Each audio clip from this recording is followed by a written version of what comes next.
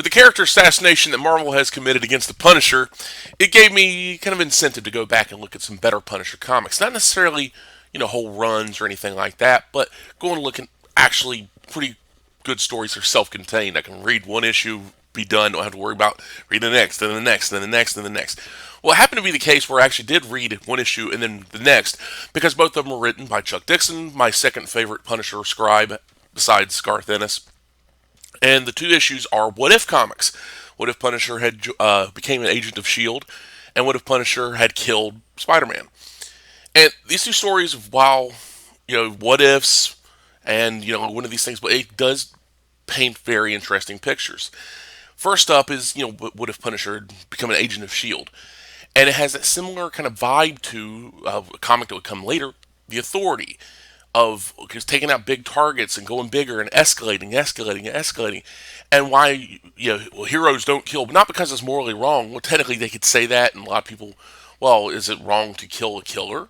Well, you become a killer too. It's like, yeah, but he's murdered like 50 people. I'm just murdering one scumbag. Is that, morals? It's like one death is, it starts dragging it down. But if you got terrorist organizations, you got Hydra, AIM, you got, in this comic in particular, Punisher is just, let's say, doing way too good. Like, you're taking out the heads of these criminal organizations before we can question them, so we can find out more information. And a lot of the time, it's like, when you use this bait to bait even larger hook and all this and that. And Frank Castle just does not have time for this. He's like, they're scum. They got to die.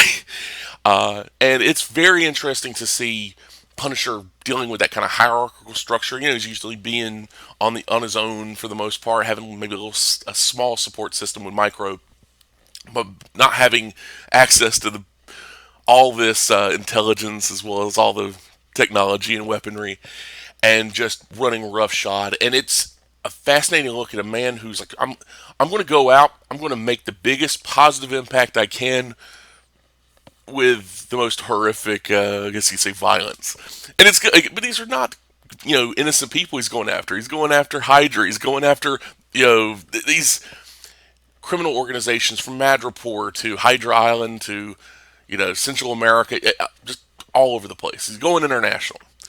And it's a very good comic. If you like, it's a very good action-oriented comic. Actually, both of them are. I mean, that's a spoiler for the second one, which is where he kills Spider-Man. But the second one, I think, is the superior of the two, where people may not realize there's probably some people just only know as the Punisher, but he was a Spider-Man villain. He was tricked by the Jackal to, go and kill Spider-Man and all this and that, and eventually, doesn't. But in this, is like, well, what if he did?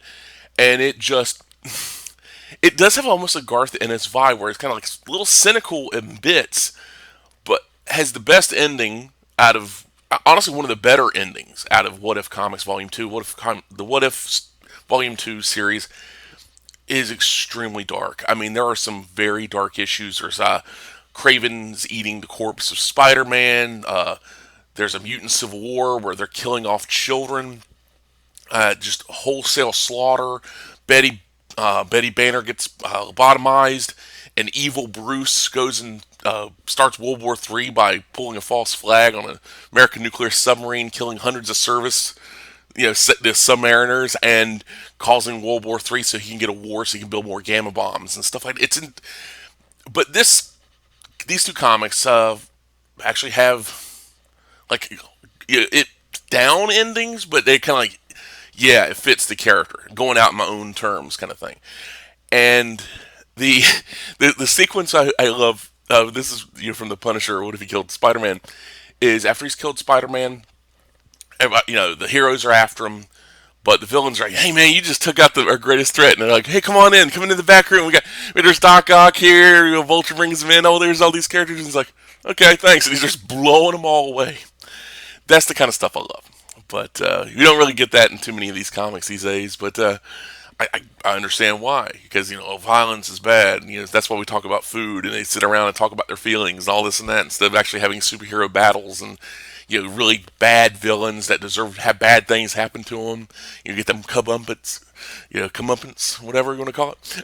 But yeah, so go check out these two comics at your local comic book store or wherever. Probably found them pretty cheap, but worthwhile. And thanks for listening. Take care. Have a good one.